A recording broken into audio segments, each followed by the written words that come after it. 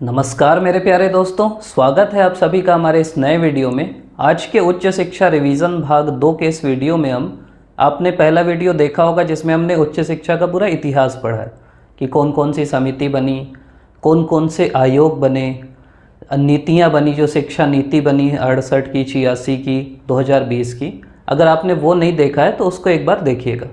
आज के इस वीडियो में उच्च शिक्षा से रिलेटेड और जो नए नए कॉन्सेप्ट हैं, जैसे रूसा है, स्वयं प्रभा है, इंस्पायर है, NIRF है, जिनसे अलग अलग साल सवाल आते ही हैं। सेट में आप देखेंगे तो स्वयं से सवाल आया है, इंस्पायर से सवाल आया है। तो इन सब को हम पढ़ने का आज प्रयास करेंगे। अगर आपने पिछला वीडियो नहीं देखा है तो पहले मैं सलाह दूंगा कि आप उसको देख लीजिएगा, मतलब इसके बाद भले देख लीजिएगा, चैनल में आप क्लिक करेंगे तो आपको मिल जाएगा। तो आइए आगे बढ़ते हैं साथ ही साथ। हाँ, सबसे पहले जो है यूनिवर्सिटीज़ की टाइप्स, मतलब विश्वविद्यालय के कितने प्रकार होते हैं। तो देखिए, एक तो होती है सेंट्रल यूनिवर्सिटी। सेंट्रल यूनिवर्सिटी किसके द्वारा बनाई जाती है? संसद के द्वारा, क्योंकि भारत की संसद इसको बनाएगी। इनमें राष्ट्रपति विजिटर होते हैं, मतलब समझ रहे हैं कि भारत के जो राष्ट्रपति हैं वो यहाँ विजिटर होते हैं। और अभी भारत में सेंट्रल यूनिवर्सिटीज़ की संख्या 56 है, 56 है। ये आपको पता रहना चाहिए। जैसे अगर छत्तीसगढ़ में सेंट्रल यूनिवर्सिटी की बात करें तो यहाँ गुरु घासीदास सेंट्रल यूनिवर्सिटी 2009 में बनी। अगली है स्टेट यूनिवर्सिटी। ये किसके द्वारा बनाई जाएगी? तो स्टेट यूनिवर्सिटी बनाई जाती है स्टेट गवर्नमेंट के द्वारा, राज्य सरकारों के द्वारा। ये 479 है अगर हम UGC की साइट में देखें, और अलग अलग जगह अलग अलग संख्या मिलती, घटते बढ़ते रहती, लेकिन इसी के पास है, आप ये ध्यान रखिएगा। तीसरी यूनिवर्सिटी जो है उसको बोलते हैं हम डीम्ड यूनिवर्सिटी। डीम्ड यूनिवर्सिटी मतलब UGC की एडवाइस पे डिपार्टमेंट ऑफ हायर एजुकेशन इसको बनाता है। इसके पास भी वही पावर होते हैं जो यूनिवर्सिटी के पास पावर होते हैं, तो UGC की एडवाइस पे बनती है। और एक है प्राइवेट यूनिवर्सिटी, अर्थात निजी विश्वविद्यालय, जैसे CV रमन है, आपके अलग अलग है ना, मैट्स यूनिवर्सिटी, ये निजी विश्वविद्यालय, ये भी UGC ही मान्यता देती है इनको। तो ये आपको 4 यूनिवर्सिटी के टाइप्स हैं, ये पता रहना चाहिए। अब हायर एजुकेशन की सबसे बड़ी बॉडी कौन है? तो वो है UGC। UGC का मतलब क्या होता है? University grant commission. मेरे पीछे आपको दिख रहा है, इसका PDF मैं आपको दे दूंगा, तो परेशान मत होइएगा। ये 53 में बनी है और 56 में, मतलब ये 2 सवाल आ सकते हैं। कब इसकी स्थापना हुई? तो 1953 में UGC की स्थापना हुई। और 1956 में संसद के एक्ट के द्वारा, मतलब संसद में एक अधिनियम लाया गया और UGC को एक स्टैट्यूटरी बॉडी या स्टैट्यूटरी इंस्टीट्यूशन बनाया गया, मतलब कानूनी दर्जा दिया गया, ये समझिए। ये किससे बनी? तो यूनिवर्सिटी एजुकेशन कमीशन की सिफारिश से बनी। इसमें आपका चेयरमैन होते हैं, वाइस चेयरमैन होते हैं और 10 सदस्य होते हैं UGC में। मतलब एक अध्यक्ष होता है, एक उपाध्यक्ष होता है और 10 सदस्य होते हैं। पहले अध्यक्ष कौन थे? DS कोठारी।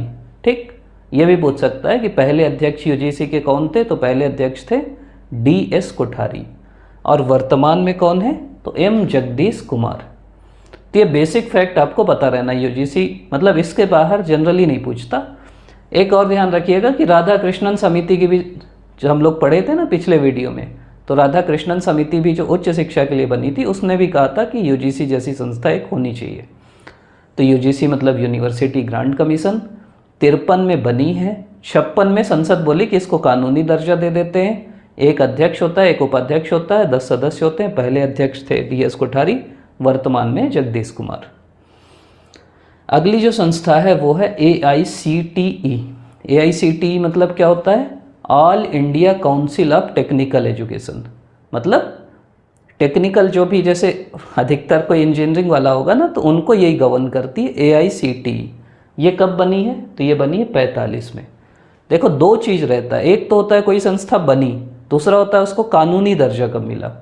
तो 45 में AICTE बनी है और 87 में इसको कानूनी दर्जा मिला है। तो आप ऑप्शन में देख लेना, दोनों नहीं दिया रहेगा जनरली, तो जो दिया है उसको मान लेना। अगली संस्था है जिसको बोलते हैं ICAR।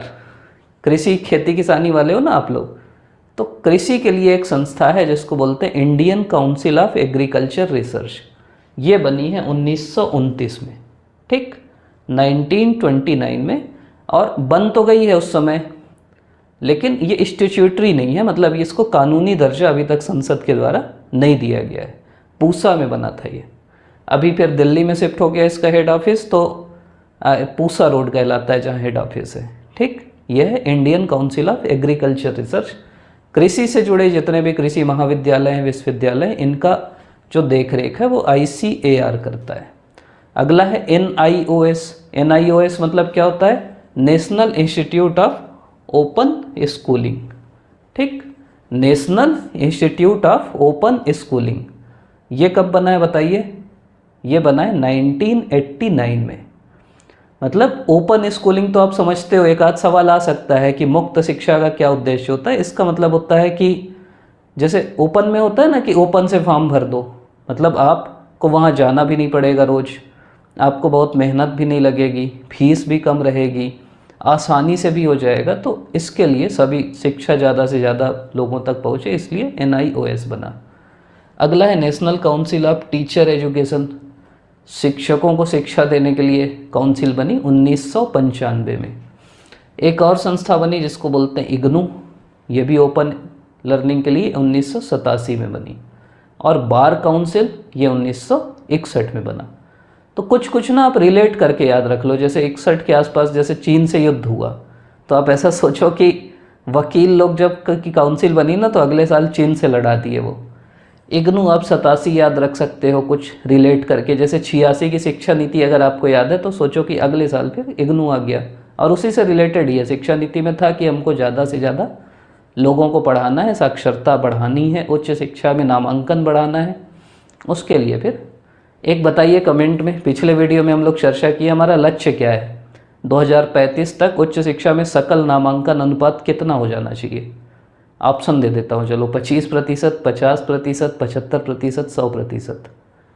और शिक्षा में 2030 तक कितना होना चाहिए? 25, 50, 75, 100 बताइएगा, ठीक। अगली संस्था है NTA, खूब चर्चा में है, खुद बदनाम हुई है। NTA 2017 में बनी है और हेडक्वार्टर इसका कहाँ है? नोएडा में, ठीक। एक संस्था है NCERT, national council of education research and training. आप सुनते होगे ना NCERT की किताब पढ़ो, NCERT की किताब पढ़ो, यही रहती है स्कूल शिक्षा के लिए। 1961 में ये भी बनी। तो आप कनेक्ट कर लो कि बार काउंसिल और NCERT एक साथ बनी। अगली संस्था है उसको बोलते हैं NAAC। NAAC का फुल फॉर्म क्या है? National assessment and accreditation council. देखो इसका काम क्या है ये समझो। 93-94 के आसपास आते आते ये देखा गया कि यार यूनिवर्सिटी या कॉलेज काम अच्छा कर रहे हैं कि नहीं, ये कैसे हम पता करें। कोई कुछ नहीं कर रहा है, कोई बहुत अच्छा कर रहा है, तो कुछ ग्रेडिंग होना चाहिए ना, जिससे आपके मन में हो कि आप भी अच्छा करो, कोई यूनिवर्सिटी अच्छी करे, जो ख़राब करे उसको और अच्छा करने का मन हो, जो अच्छा करे वो और अच्छा करे, ठीक। तो NAAC बनी। NAAC आके आपके यूनिवर्सिटी में, कॉलेज में आता है, देखता है कि रिसर्च कैसे चल रही, काम कैसे हो रहा है, और आपको ग्रेडिंग देता है A+, A++, A। अभी जो हमारी यूनिवर्सिटी है सेंट्रल यूनिवर्सिटी, उसको A++ मिला, तो ये भी पूछ सकता है। तो ये ग्रेडिंग देता है, वो व्यवस्था है। ये बना है NAAC, जो बॉडी है वो 1994 में बनी है। इसका जो हेड ऑफिस है वो है बेंगलोर में, और इसके जो चेयरमैन है आपको बताना है, ठीक। यहाँ लिख भी दिया हूँ मैं, अनिल सहस्त्रबुद्धे, लेकिन आपको ये देख के बताना है कि अभी है कि नहीं है। जैसे जगदीश कुमार UGC वाले अभी हैं, ये आपके लिए टास्क है कि अनिल सहस्त्रबुद्धे अभी हैं कि नहीं, बताइएगा कमेंट में, ठीक। आप लोग बोलते हो ना ऑब्जेक्टिव पूछो, ऑब्जेक्टिव पूछो, तो इसलिए मैं थोड़ा बहुत, चलो आप लोग के लिए भी काम छोड़ देते हैं। तो अभी क्या हुआ है, अभी डिसीजन आया है कि अब कॉलेजों की, अभी तक NAAC की ग्रेडिंग करती थी, अब वो कॉलेजों की नहीं करेगी, लेकिन यूनिवर्सिटीज़ की तो करेगी। अगला जो संस्थान है उसको बोलते हैं रूसा। रूसा आपके एग्ज़ाम में भी आ चुका है, सेट का प्रीवियस ईयर देखोगे। इसका फुल फॉर्म होता है राष्ट्रीय उच्चतर शिक्षा अभियान, ठीक, RUSA, राष्ट्रीय उच्चतर शिक्षा अभियान, मतलब उच्चतर शिक्षा के लिए अभियान है। 2013 में शुरू हुआ है, और इसका मेन काम है क्या है? इंफ्रास्ट्रक्चर, मतलब जैसे कॉलेज में हमारे बिल्डिंग है एक, उसको बोलते हैं रूसा बिल्डिंग, क्योंकि वो रूसा का जो फंड है ना उससे बनी है। तो रूसा जो है वो कॉलेज में इंफ्रास्ट्रक्चर का विकास करने के लिए फंड देता है जनरली, और कई तरीके के फंड देता है।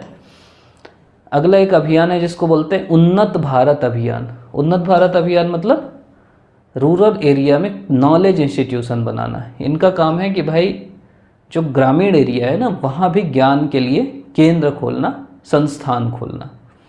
फिर एक है GIAN, ज्ञान। इसका फुल फॉर्म है global initiative of academic network. ठीक, ये 2015 में बना है।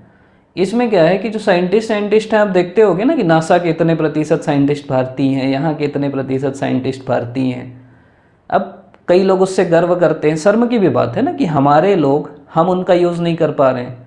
तब ये कहा गया है कि जो साइंटिस्ट है ना उनको भारत की उच्च शिक्षा में इंगेज करना है। जैसे भारत के भी साइंटिस्ट हैं, वो अपने में बिड़े रहते हैं कुछ कुछ करने में, तो उच्च शिक्षा में अगर वो इंगेज होंगे तो फिर वो नए बच्चों को तरासेंगे, नए नए साइंटिस्ट पैदा होंगे।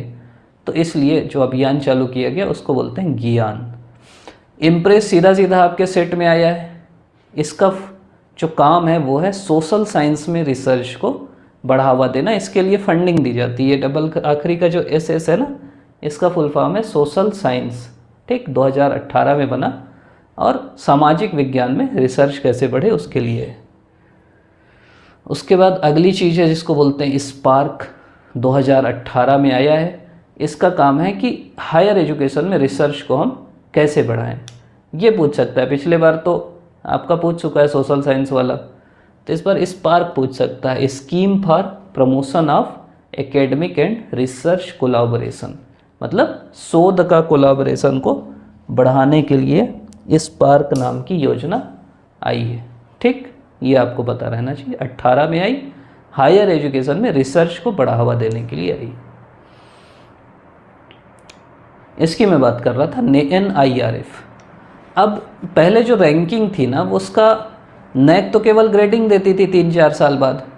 अब एक संस्था आई, ये लगा गया कि एक ऐसी संस्था बनाए जो हायर एजुकेशन को ना हर साल रैंकिंग दे।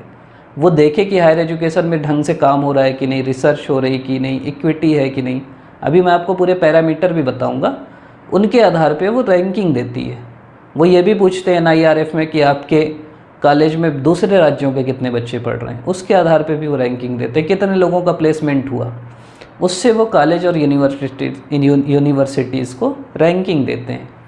तो ये 2015 से चालू हुआ, MHRD द्वारा अप्रूव्ड है।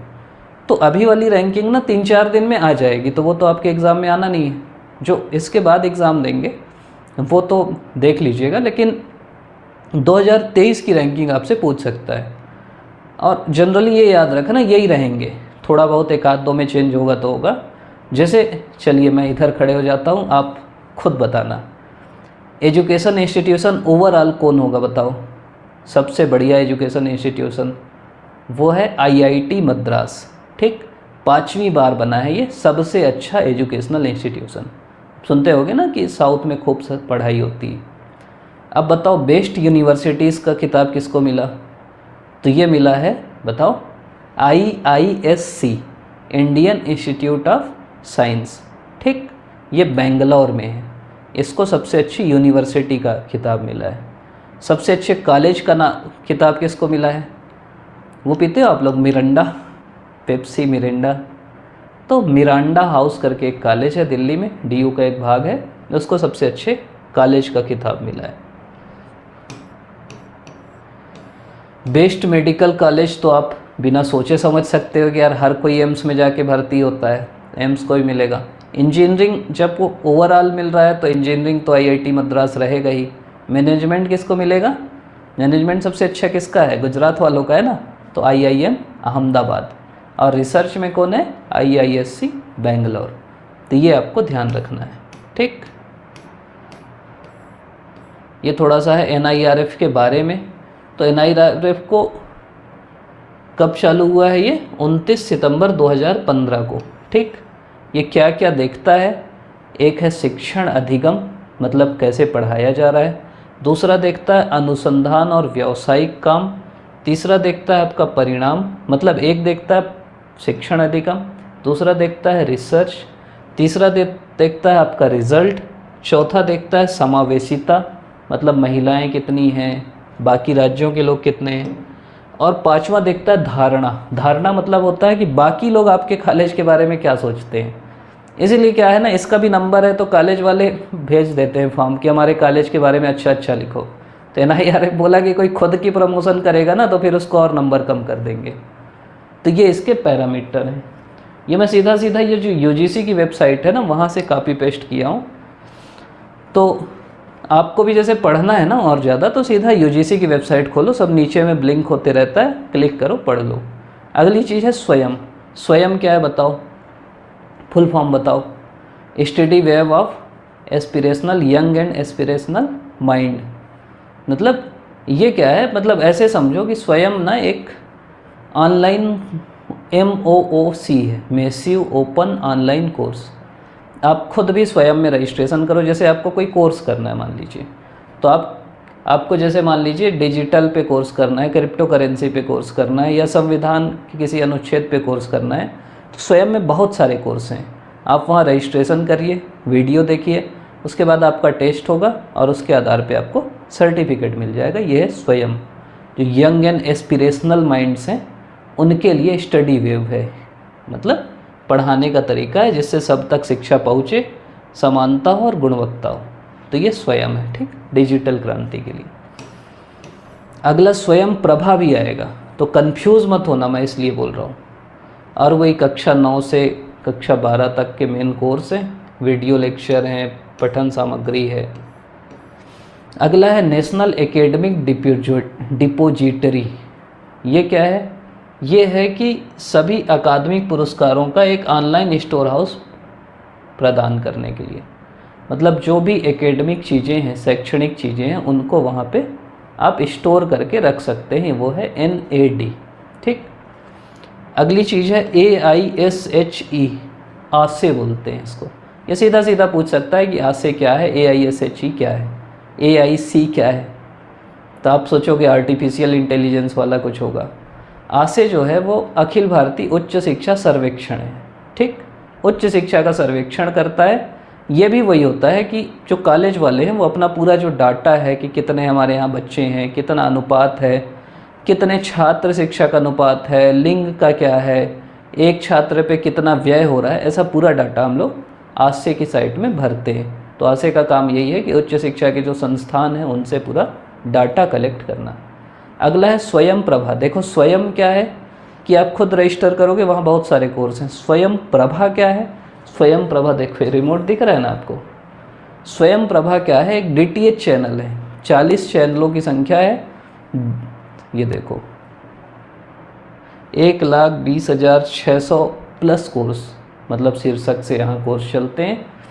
ये मतलब ऐसे चैनल है जहाँ आप GSET 15 उपग्रह का प्रयोग करके 24/7 आपको अध्ययन सामग्री दी जाती है। मतलब जिनके पास नेट भी नहीं है वो DTH चैनल से अध्ययन सामग्री पढ़ सकते हैं। वो है स्वयं प्रभा। इसका भी नेट में तो चैनल का नाम भी पूछता है, सेट में शायद ना पूछे, तो आप चेक कर लीजिएगा जिस एग्ज़ाम को आप दिलाने वाले हैं, पढ़ भी लेंगे हम। फिर रूसा तो हम पढ़ लिए, मेन काम है इसका इंफ्रास्ट्रक्चर को बढ़ाना, ठीक, केंद्र सरकार की एक योजना है। फिर ये एक है उत्साह। उत्साह क्या है ये पूछ सकता है, ये आप नहीं सुने होंगे। Understanding transformative strategies and action in higher education, समझ रहे। एक उत्साह पोर्टल है। पोर्टल में क्या है कि आपको जो भी ट्रांसफॉर्मेटिव स्ट्रेटजीज है ना उसके बारे में बात की जाएगी। मतलब portal is expected to effectively track and support the implementation of NEP and its strategic initiative. मतलब आप ये समझिए कि जो NEP 2020 आई है ना उसको लागू करने के लिए पर्याप्त उत्साह है सभी के मन में। तो ये पोर्टल बनाया गया उसी के लिए कि भाई देखने के लिए कि सही से NEP लागू हो रही कि नहीं हो रही। तो ये पूछ सकता है आपसे। लास्ट में अगर CG सेट का आप एग्ज़ाम दिलाने वाले हैं तो ये छोटे छोटे फैक्ट पूछ सकता है। ये मैं सीधा सीधा अभी का जो इकोनॉमिक सर्वे वहाँ से कॉपी किया हूँ। राज्य में अभी कुल 9 शासकीय विश्वविद्यालय है, ठीक। कितने अभी हमारे यहाँ यूनिवर्सिटीज़ हैं गवर्नमेंट के? 9 हैं। जैसे Ravishankar university, Bastar university, Raigarh university, Surguja university, ऐसे 9 हैं। 15 प्राइवेट यूनिवर्सिटीज़ हैं, जैसे CV Raman university, mats university, और कौन कौन सी है बताओ तो 15 वो हैं, कलिंगा यूनिवर्सिटी। 285 शासकीय महाविद्यालय हैं, जो गवर्नमेंट के कॉलेज है ना वो 285 हैं।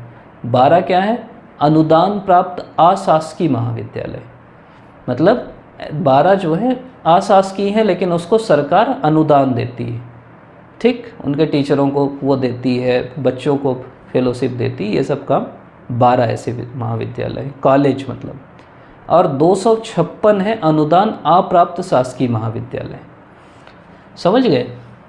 9 शासकीय विश्वविद्यालय हैं, 15 निजी विश्वविद्यालय हैं, 285 शासकीय महाविद्यालय कॉलेज हैं, 12 अनुदान प्राप्त अशासकीय महाविद्यालय हैं और 256 अनुदान अप्राप्त अशासकीय महाविद्यालय। और कुल छात्र कितने हैं, पढ़ो, इकाई, दहाई, सैकड़ा, हज़ार, 10,000, लाख, 3,35,139। तकनीकी शिक्षा वर्तमान में राज्य में 3 शासकीय, अगर टेक्निकल एजुकेशन की आप बात करोगे तो 3 शासकीय, एक central institute of petrochemical engineering and technology Raipur में,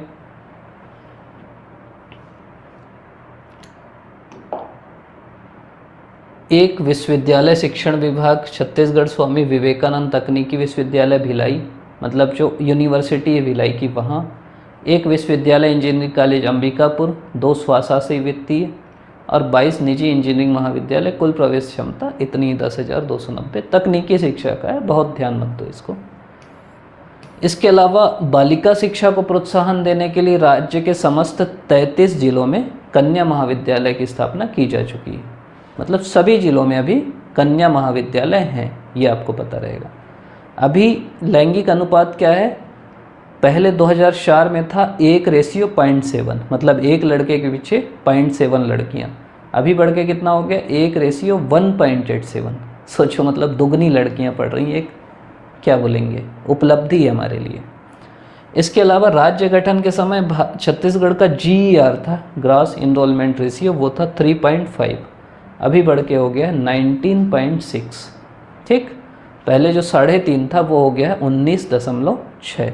भारत का भी 24 के आसपास है और हमारा लक्ष्य है 2035 तक 50% करने का। और 2023-24 में 10 अंग्रेजी माध्यम के महाविद्यालय भी खुले हैं, वो भी आपको ध्यान रखना है। स्वामी आत्मानंद के नाम पे खुले थे, अब हो सकता है नाम चेंज हो, लेकिन 10 महाविद्यालय खुले हैं। तो ये बेसिक फैक्ट है, ये ध्यान रखना आप कि अभी कितना GER है छत्तीसगढ़ का 19.6। और एक ये याद रखना कि कितने टोटल शासकीय विश्वविद्यालय हैं तो 9 हैं, कितने निजी हैं तो 15 हैं, कितने महाविद्यालय हैं तो 285 है, 12 अनुदान अप्राप्त हैं और 256 अनुदान, 12 अनुदान प्राप्त हैं और 256 अनुदान अप्राप्त शासकीय महाविद्यालय। मतलब फिर से समझ लो, 9 शासकीय विश्वविद्यालय हैं, उसके बाद फिर कितने निजी हैं 15, 285 गवर्नमेंट कॉलेज, 12 अनुदान प्राप्त निजी महाविद्यालय निजी कॉलेज और 256 अनुदान अप्राप्त निजी महाविद्यालय, ठीक। इतने हमारे यहाँ छत्तीसगढ़ में अभी के इकोनॉमिक सर्वे के हिसाब से कॉलेज और यूनिवर्सिटीज़ हैं। और बहुत सारा फैक्ट है, लेकिन अभी तक आप लोग देख रहे हैं, इसके लिए आप लोग का बहुत बहुत धन्यवाद। लाइक शेयर सब्सक्राइब करिएगा, क्योंकि कंटेंट हमारा लगातार आते रहेगा। अभी आपके सेट के लिए भी आएगा, विषयवार भी हम लोग कोशिश करेंगे कैसे क्या किया जाए। आगे आप AP का एग्ज़ाम भी दिलाएंगे, उसके लिए भी हम लोग कोशिश करेंगे। और आपकी जो भी डिमांड है, जो आप चाहते हैं, बिल्कुल कमेंट में लिखिएगा। हमारा टेलीग्राम चैनल है, वहाँ भी जुड़ जाइएगा। तो ये जो PDF है हम लोग वहाँ डालते रहते हैं, पिछले साल के क्वेश्चन पेपर PDF। अगर आप ये वीडियो देख रहे हैं और अभी तक आप प्रीवियस ईयर क्वेश्चन नहीं किए हैं, तो भी आप देखिए कि कैसे आप इंटेलिजेंट गेस करके किसी भी सवाल को हल कर सकते हैं। वो वीडियो भी आपको हमारे चैनल में मिल जाएगा। आप अभी तक देख रहे हैं, इसके लिए आपका बहुत बहुत धन्यवाद।